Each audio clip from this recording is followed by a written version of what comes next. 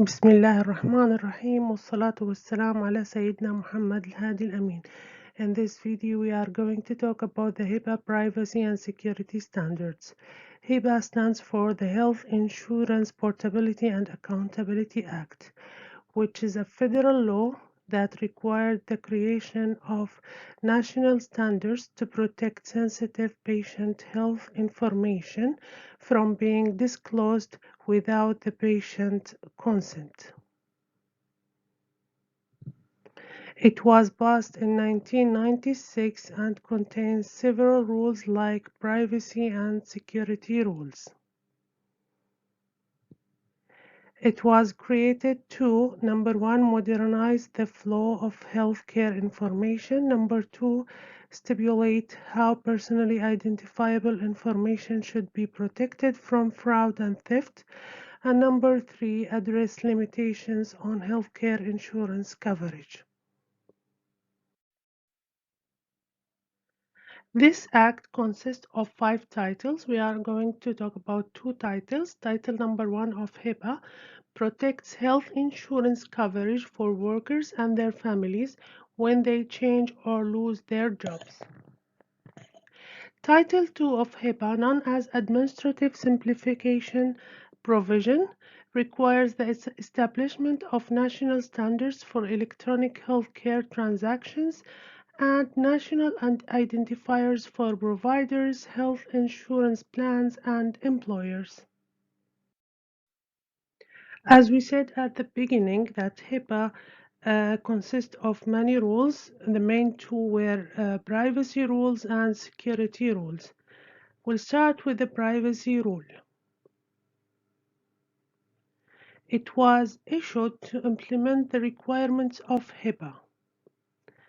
It protects all individually identifiable health information held or transmitted by a covered entity or its business associate in any form or media, whether electronic, paper, or oral. And this information is called protected health information. It requires health plans and covered healthcare providers to develop and distribute a notice, like the Notice of Privacy Practices (NPP), that provides a clear, user-friendly explanation of individuals' rights with respect to their personal health information and the privacy practices of health plans and healthcare providers. The NPP was expanded and the maximum penalty for violation of the law was increased to $1.5 million per violation.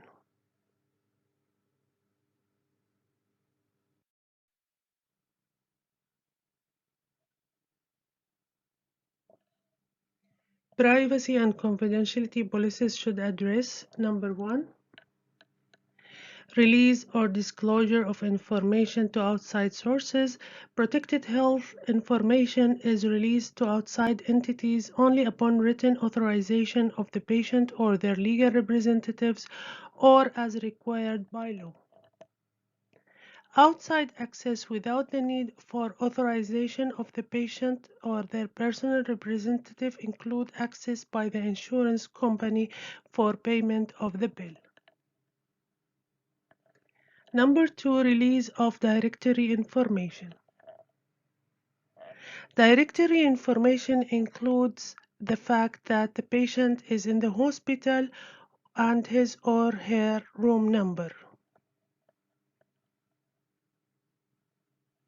Number three, written guidelines and examples of what is considered minimum necessary information by reason for the request. Number four, faxing of documentation, information that can be and cannot be faxed, and protocol to be followed.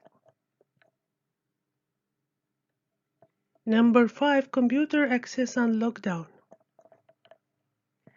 The policy requires staff to lock their computer down or sign out if they are going to be away from their desks for any length of time. Password sharing makes it a disciplinary offense to share one's password with another.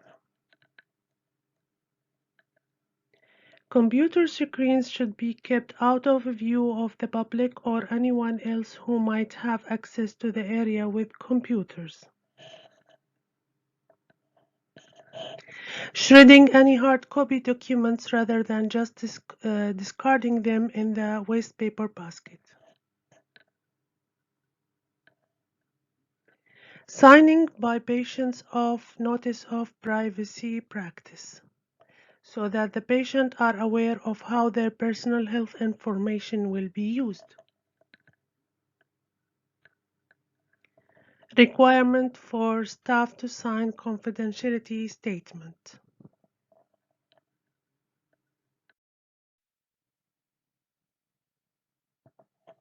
Security rule.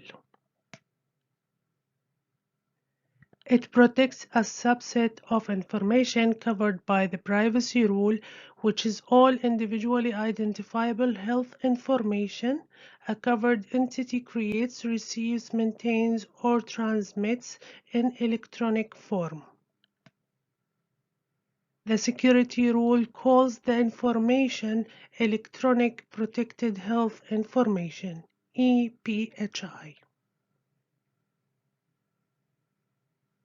The security rule does not apply to PHI. It's only for EPHI. It requires covered entities to maintain reasonable and appropriate administrative, technical, and physical safeguards for protecting EPHI.